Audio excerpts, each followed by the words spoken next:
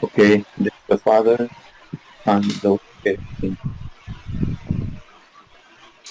Loving Jesus, whose sacred heart burns love for all, we gather in your presence today with grateful heart. Open our minds to hear your message and open our hearts to receive your love more deeply. As we listen and reflect, help us to grow in faith, hope, and charity. Teach us to trust in mercy, imitate your passion, and share love with those around. Bless our speaker and all who are gathered here. May this time together draw us closer to you and inspire us to live as faithful disciples. Sacred Heart of Jesus, we place our trust in you. Amen. Amen. In the name of the Father, and the Holy Spirit. Amen. Amen. So, may I request Brother Jerome to introduce our speaker for tonight. Sige po, magandang gabi po sa inyong lahat mga kapatid. So please allow me to introduce ang ating handsome and batang-batang speaker.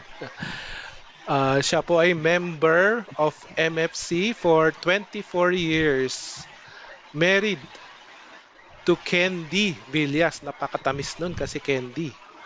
Missionary for 13 years. So, and then, ngayon po ay MFC Couples full-time worker.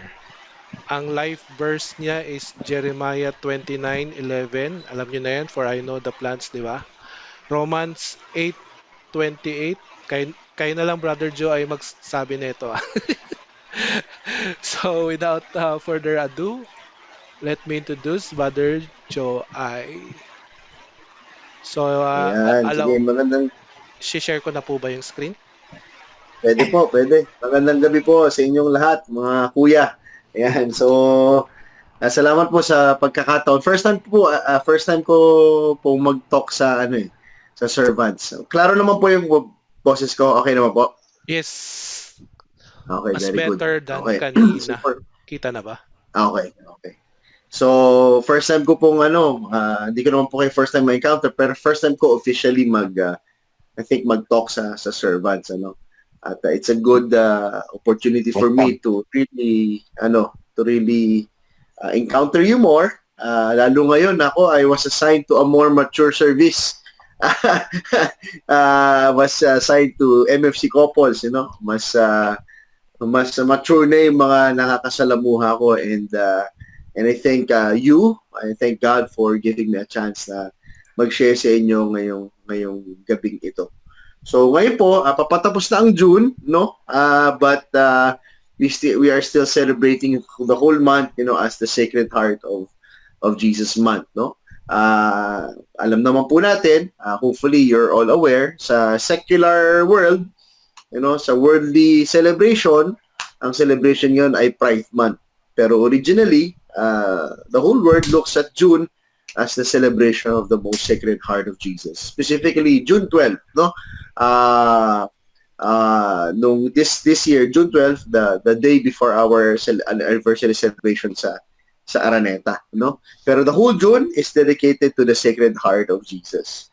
Kaya naman, ito po I have given I think this is my second or third talk about the Sacred Heart. So, ang aking pong i-share sa inyo ngayon, very special sa akin.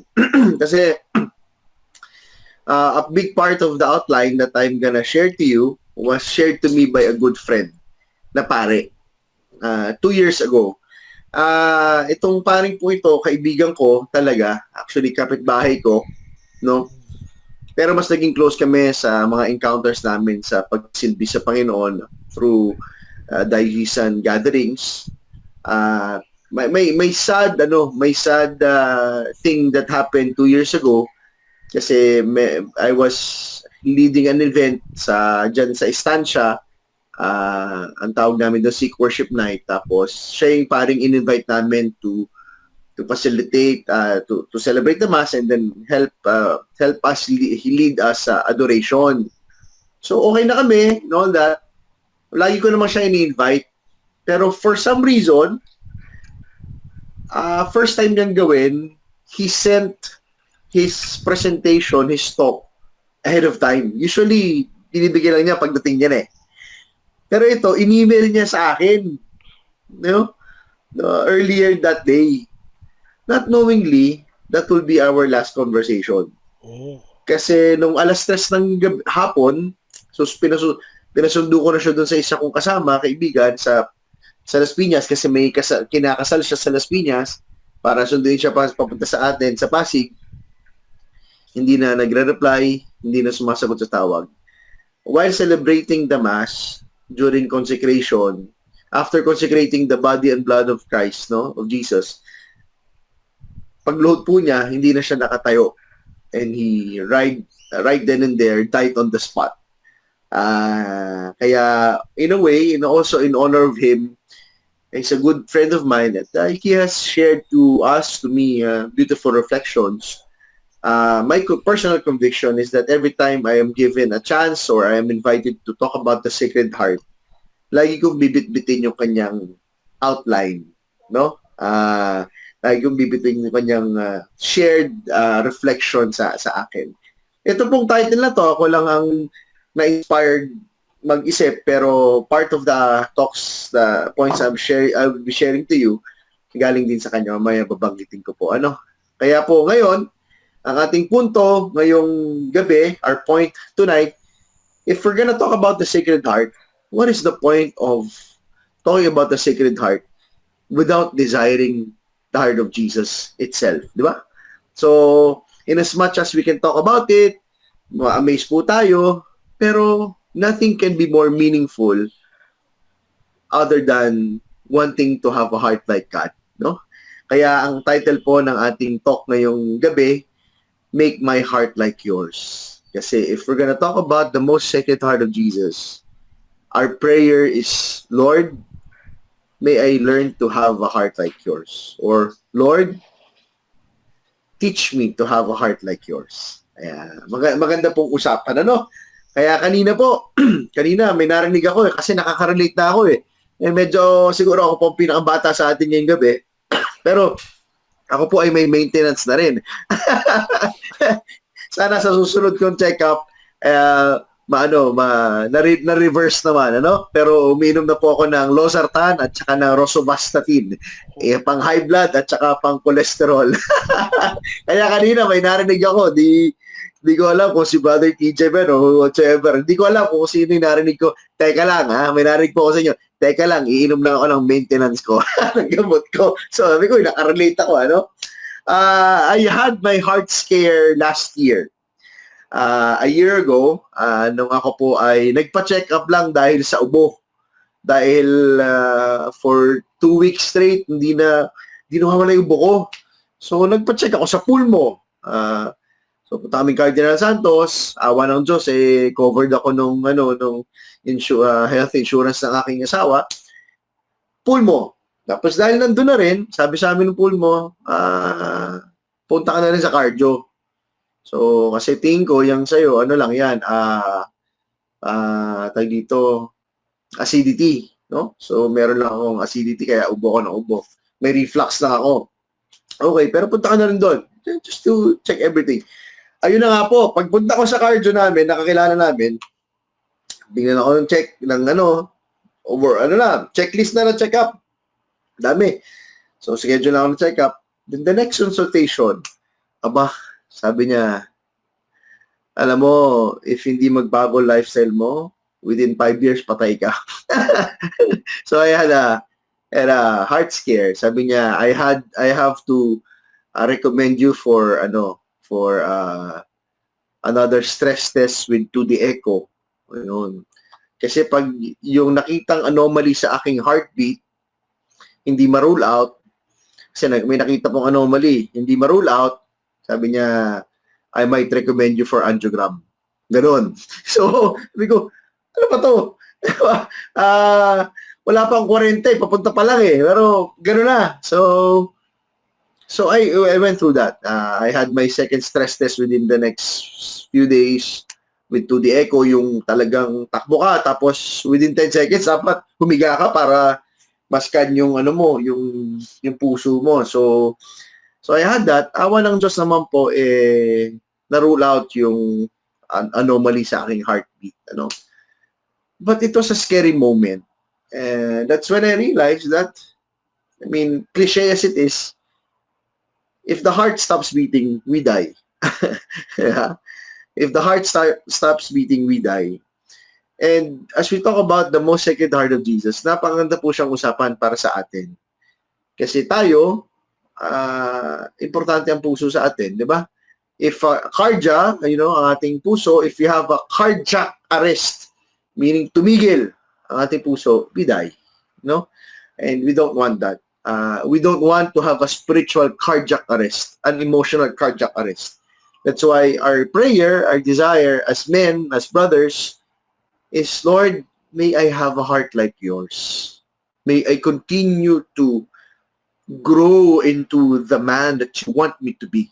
Kumbaga, there's a prayer in the Bible, di ba? There's a thing in the Bible, this is a man after God's own heart. So, ganoon din sa reflection natin sa Sacred Heart of Jesus. May we be a man after God's own heart. So, sinusubukan ko po itaas yung PowerPoint ko. Jerome, pataas naman po. Ayan, second slide natin. Ayan. Ayan. Kaya naman, if we look at this image of Jesus with his most sacred heart, alam niyo po, yung Sacred Heart of Jesus, based on what I have come to read about, inspired siya dun sa pierced side of Jesus. Nung si Jesus ay nakapako, meron siyang pierced side, di ba? Nakapako na siya.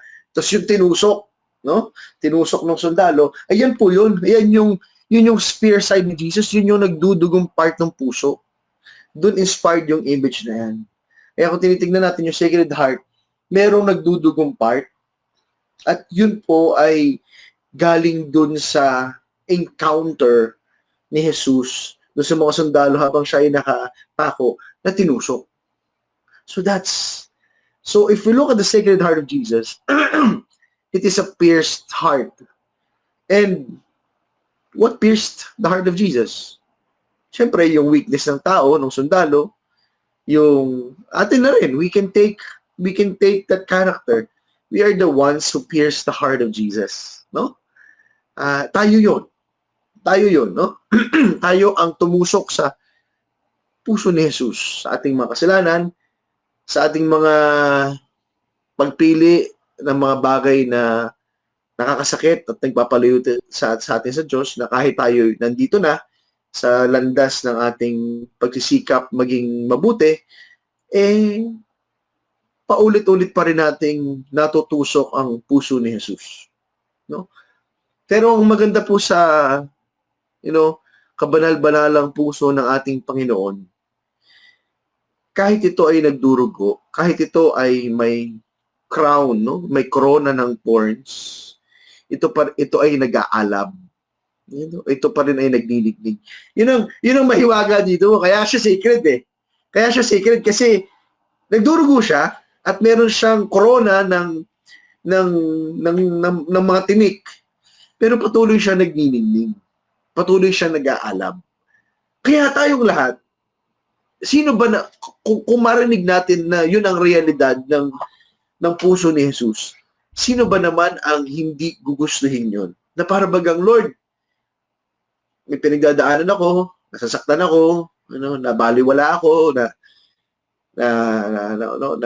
naalipusta ako, basta nasaktan ako. Pero parang ang ganda ng puso mo na gusto kong magkaroon ng kagaya niyan. Na kahit may pinagdadaanan, kahit nasaktan, yung puso ay patuloy pa rin nagniningning at nag-aalab. At we start with that, appreciating the kind of heart that Jesus has. Kaya napakaganda po ng reflection, napakaganda ng topic natin ngayong gabi kasi we look into the heart that our Lord has for us. At isa sa maganda pong reflection na narinig ko ay, yes, the Sacred Heart of Jesus tells us, that it, It keeps beating, it never stops beating for us. Pero isa sa magandang reflection na narinig ko na tinuturo ng simbahan ay the Sacred Heart of Jesus is Jesus Himself. Hindi lang siya parte ni Jesus. Pero ang puso, ang kabanal-banal ng puso ni Jesus ay si Jesus mismo. Nagbibigay sa atin ng kabuuan ng pagkatao at pagka-Diyos ni Jesus. No? Galing ko, no? If you look at the Sacred Heart of Jesus, it sums up, it simplifies to us the whole mystery daw, no? Ng buhay ni Jesus.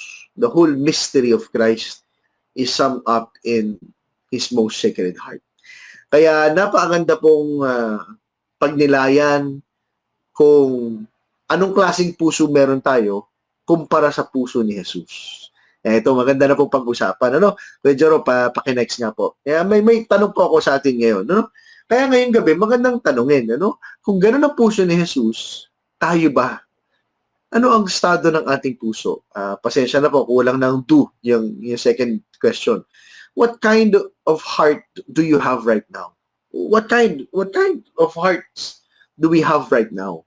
Yan. Ano ang state ng ating puso? Ayan ang magandang tanong po, reflection sa atin ngayong gabing ito.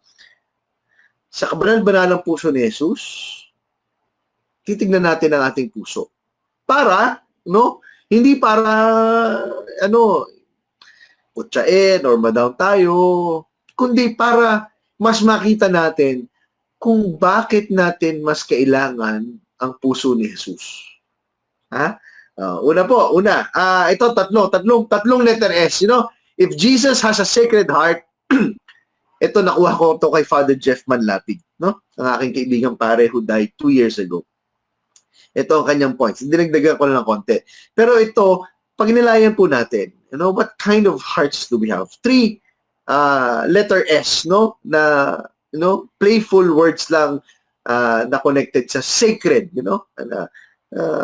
konting play of words na. Tatlong letter S, Sige, Kuya Jerome, paki-next po. Yan. Ayan.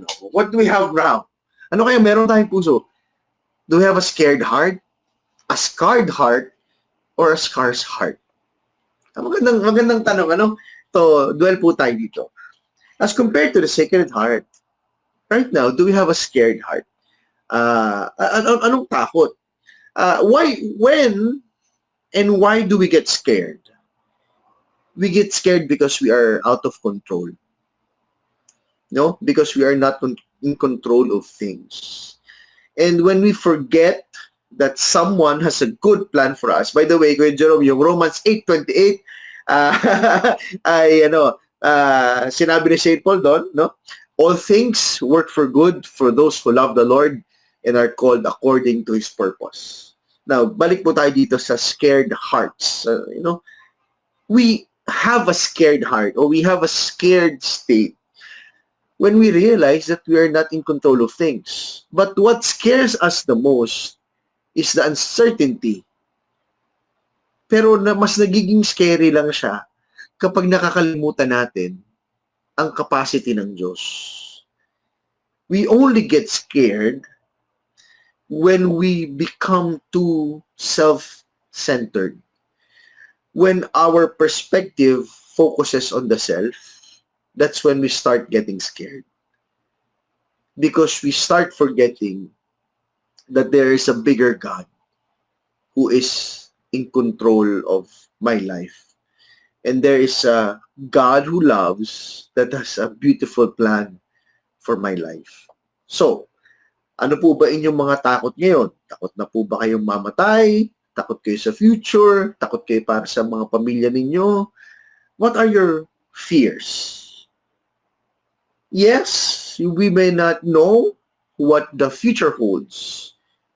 But we know that our future is good because God holds it. Because God is in control. Kaya naman ang ating mga takot na puso, scared hearts, can be entrusted to the Sacred Heart.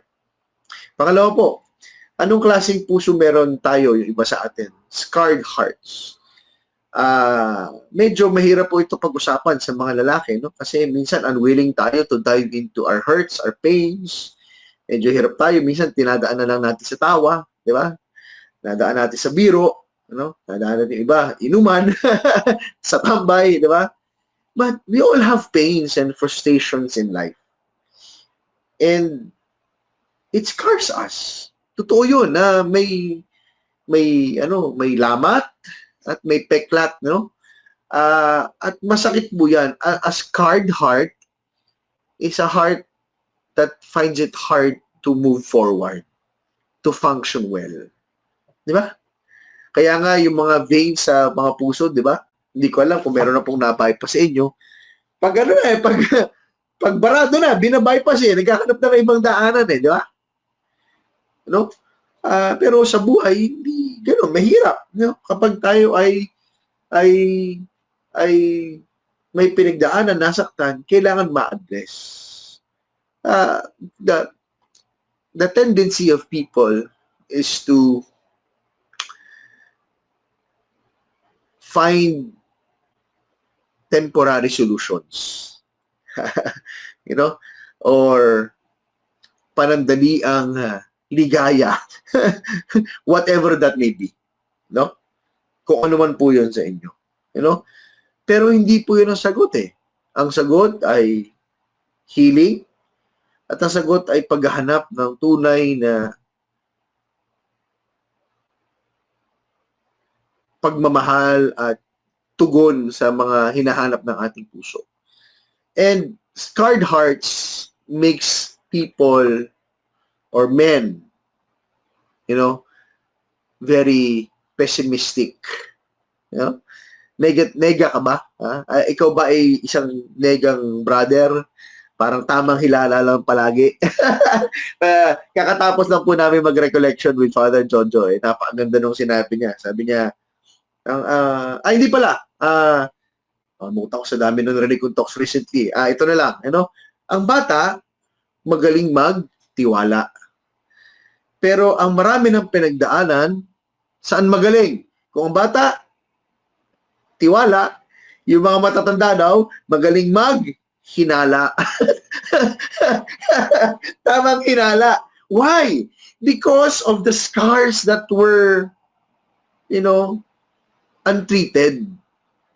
May mga sugat at may mga pinagdaanang hindi pa na-address. So for us, we cannot afford to have a lot of scars. Our scars are meant to be mended, are meant to be healed, no? So ano man po ang inyong,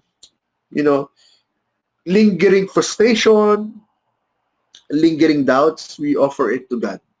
Ako, I have my own undertakings na nasaktan, na frustrate, na baliwala, bilang lalaki, natapakan yung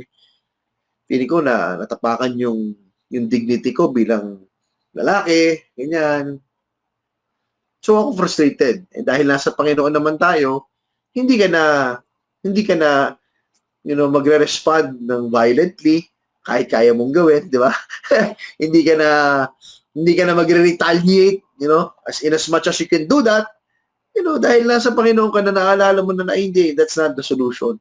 Kaya minsan, nakaka-frustrate. Kasi instead na ma-express mo gano'n, naiiyak ka, na minsan nakaka-depress nga But one time, I went to the Adoration Chapel. Recently lang po ito. And I cried to God. Lord, sabi ko, inis ako, galit ako, nasasaktan ako, pero hindi ko alam kung anong tamang gawin. Tulungan mo ako dahil sawang-sawa na ako, Lord, sa ganitong pakiramdam. Alam niyo po, for some reason, a few days after that, I caught myself peaceful. Natagpuan ko yung sarili kong payapa at malaya. Kahit ako nagulat. Yung pala, ang kailangan lang ay i-let go at hayaan ng Diyos. Kaya kung meron pong may mga sugat pa dyan, i-let go na. Pahilom na sa Panginoon. Pangatlo, scarce hearts. Ayan. Sino po ba dyan? Yung parang ubos na, wala nang ibibigay. Meron ba? Frustrated, pagod na. Yun. Yan. Iba sa inyo, nakasarado ang camera pero kung nakikinig kayo, Sino po sa inyo yung pagod na, frustrated na? Ang lalaki po mahirap ma-frustrate. No, mahirap ma-frustrate ang lalaki, di ba? Lalo because when we are frustrated, we lose our meaning, you know? Ang lalaki pag walang ma-provide, masakit, di ba? Masakit 'yun, parang saan ba ako kukuha, Lord? Wala na akong wala akong pera, wala na akong racket, wala na akong diskarte. Masakit po 'yun, di ba? Nakakatama sa pagkalalaki. And minsan, feeling natin, parang ubos na ako, Lord. At kapag ang lalaki nakaka-feeling ng pagkaubos, masakit yun. Kasi malaki ang damage nun sa ego natin, sa pagkalalaki natin. You know? Para ba nakakalalaki yung sitwasyon? Di ba? So, scar's heart. Saan po yung mga punto ng buhay natin ngayon na para bagang inuubos tayo at sinusubok talaga tayo ng panahon? Pasensya ba yan? Pagmamahal? Or baka kaya nauubusan kasi lalo pag medyo pasensya na po, pag medyo tumatanda na, pag hindi ka na na-appreciate, di ba? Medyo masakit na, di ba? So, saan ka po nauubos? Baka kasi ganito ang estado ng ating puso eh. You know? Baka ganito ang pusong meron tayo ngayon. Pero, ikukumpara natin sa puso ni Jesus, itong ating puso, napakalayo sa puso ni Jesus. Puno ng takot, puno ng sugat, at nauubusan. Pusong naghihingalo. Kumbaga, ano na, parang pa-flatline na yung scar's heart eh. Huwag naman, ano? Di ba?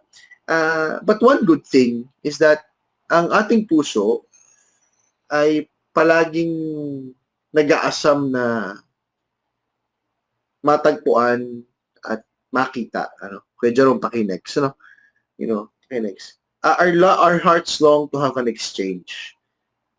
At nagnanais, kahit napakaliit at tahimik na tinig, nagnanais ang ating puso na maramdaman na ito ay ninanais pa rin, ginugusto pa rin, sa kabila ng kondisyon nito ngayon.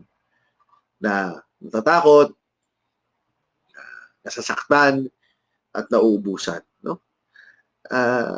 Yan ang realidad ng ating puso. Naghihingaluman ito, nahihirapan man ito, sa kailaliman niyan, gusto pa rin itong matagpuan. Gusto pa rin itong makita at napansin. Kaya ang good news po sa atin ngayong gabi, Kuya Jerome, pakinext, next slide, is Jesus is looking for us. And ang puso ni Jesus ay tumitibok para sa atin. Yan ang napakagandang realidad ng ating pagkatao. Misa po tayong mga lalaki, medyo tayo, di ba? Talagang machismo, very masculine ang ating way of thinking, ang ating tendencies. Pero if you look at, ito, napakagandang reflection. Kung titignan natin ang dynamics ng relationship ng lalaki at babae, it is always the man who initiates. Ang lalaki ang unang tumidiskarte, nagpo-put forward ng affection. At sa pananampalataya po, napakaganda ng realidad na si Jesus ay ang bridegroom at ang simbahan ang kanyang bride. At tayo, parte tayo ng simbahan. Kaya ang realidad na meron tayo, si Jesus ang palaging unang humahakbang at gumagawa ng paraan para mapalapit sa atin at tayo makabalik sa Kanya. Ito ang realidad ng ating buhay. Na kung ano man ang estado po ng ating buhay, may be scared, scarred, scars, Jesus is looking for us. And He wants to remind us that my heart beats for you. Yes, ako'y nasugatan mo at ako'y binigyan mo ng korona ng tinik, pero ito ay nagniningning at nagliliwanag pa rin para sa iyo. Umaalab para sa iyo. And the beauty about the heart of God is that it doesn't only beat for us, but He wants to share it to us. Later, I have I have an image to show you as my last point. Napakaganda ng image na iyon ng Sacred Heart ni Jesus. Pero yun po ang ating tatandaan. The heart of Jesus beats for us and He wants to share it to us. Kaya naman, kung nanaisin natin ang puso ni Jesus, ano kayang puso meron si Jesus? Nasagot dun sa ating scared, scarred, and scarce hearts. Ayan, okay? Sige, next ako, Kuya Jerome. Ito ang pusong meron si Jesus. Jesus has a trusting heart. When Jesus came and became man, He trusted the Father's will. Ang kalooban ng Ama, ang kanyang pinagkatiwalaan. Na kahit ba siya ay nasa bingid na ng kamatayan, nasabi pa rin niya, Ama, kung pwede lang, take this cup away from me. Pero sinigundahan niya but not my will. Hindi ang kalooban ko, kundi ang kalooban mo. And that's an act, that's a statement of trust. For all of us, mga kuya, mga brothers, we ought to have the heart of Jesus. Desire natin yung puso ni Jesus na turuan tayong magtiwala muli sa magagandang plano ng Diyos. Dahil if we do not trust the plan of God, what do we end up doing? We start doing it our own way. We start doing it our own. We start following our own plans, and we end up being frustrated all the more. We end up empty-handed. But the good news about the Sacred Heart of Jesus is that it helps us to trust. It helps us believe that there is a God who loves and there is a God who has a great plan for us. Kaya tayo, kung tayo natatakot, Lord, help me to have a heart like yours, that I may remember that the Father has a good plan for me. Kaya nga po, di ba? Isa sa mga paborito ko reflection sa sign of the cross. In the name of the Father, the Son, of the Holy Spirit. Amen. We point to the head when we say, in the name of the Father, because it expresses that we trust in the wisdom of the Father, in the future plans of the Father for us. Ganda po, no? Ang ganda, no? So, gano'n sana. So, we want the Sacred Heart of Jesus so that we can learn to trust the Father's will. Second, ang sagot sa scarred hearts ay ito. Yan, no? Sa mga nakasakit, sa mga na-frustrate kayo, titignan natin yung puso ni Jesus na merciful. No? Na merciful. Ang isa sa mga merciful moments that I have with God is every time I remember the prodigal son story, bastos talaga yung bunsong anak eh. I'm sorry to say, bastos eh. Para sa kanya, patay na yung tatay niya kahit buhay pa. Kasi kinuha niya na yung mana niya, di ba? Ang mana naman ay binibigay lamang kapag patay na, yung magpapamana. Pero para sa bunsong anak, buhay ka pa, pero akin na yung mana ko because for me, you're dead. Imagine the pain of the father. And yet, when the son came back having nothing, the father was waiting for the son with open arms. And I think we ought to have a heart like Jesus. I want you to think of a name at this moment, taong nakafrustrate sa inyo, pamilya, brother, anak, pwedeng asawa, or whoever is that person who has hurt you. Remember that we also are the prodigal son, that when we choose to come back to God, He welcomes us with open arms. And God is calling us to have a heart like His. The only way to treat a scar and a wound is to let it heal. And for our hearts, the only way for our hearts to heal is to be merciful, and it is to forgive. No? So, forgiveness doesn't need any computation. Forgiveness is just given without any computation. When you start computing, then you're not forgiving.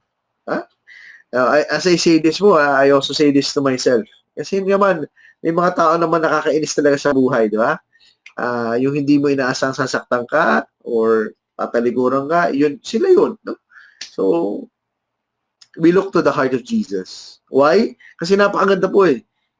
Nagdurugo na, may corona pa ng mga tinik, pero patuloy nagningning at nag-alab para doon sa mga tumusok sa kanyang puso. Imagine that. No? So, yeah. We move forward. Amen? So, next, the answer to our scarce heart, is to have a compassionate heart like Jesus. Bakit po compassion? Ang image ko po na naalala dito ay nung si Jesus ay very active sa kanyang ministry, at siya ay naririnig na ng mga tao, at ang dami niya ng pinagaling, ang dami niya ng, kinausap, he preached to people, kasama yung kanyang mga disipulo. Sa dami ng ginawa niya, magpapahinga na sana sila. Tapos may isang instant, sinabi niya sa kanyang mga disipulo, o sige, go ahead of me. Tapos siya ay nanatili para, to attend to the people who were going after him. Why? Bakit? Dahil siya ay napuno ng awa. His heart was filled with pity for them, na para bagang wala silang pupuntahan. Alam niyo po tayo, kapag tayo ay napapagod na, tingnan natin yung mga taong umaasa sa atin. Tingnan natin yung mga taong pwede pa nating matulungan at mahalin. Because they are the face of Jesus to us. To have a compassionate heart like Jesus is to see Jesus in those who are truly in need. No? Kaya po tayo, pag tayo tinignan ni Jesus, tinitingnan niya tayo na may awa. Dahil alam niya kailangan natin siya. At never tumanggi si Jesus. Never tumanggi si Jesus.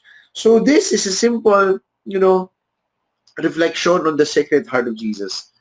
Why do we tell the Lord, Lord, make my heart like yours? So that, kay Jerome, next please. So that my scared heart can be a trusting heart. So that my scarred heart will turn into a merciful heart. So that my scarce heart will learn to become a compassionate heart. Napakaganda. No? Napakaganda po. Happy, most sacred heart of man, the most sacred heart of Jesus month, no? Sa ating lahat. And I'm down to my last slide, no? Kuya Jerome, paki-next, no? And this is a beautiful image of Jesus. And I would like to start ending this talk by this line. Jesus is not only having his heart beat for us, but he is offering his own heart. Tingnan po natin itong image. What do you notice? The other hand of Jesus is holding his most sacred heart. He's holding his sacred heart. But his other hand is empty. But it is open. Bakit po? Kasi isa sa pinakamagandang reflection na narinig ko dito, yung isang kamay ni Jesus, hawak ang kanyang puso, yung isang kamay empty, open as if reaching out. Why? Tingnan po natin yung image. Tingnan natin yung image. Bakit po? Dahil ang puso ni Jesus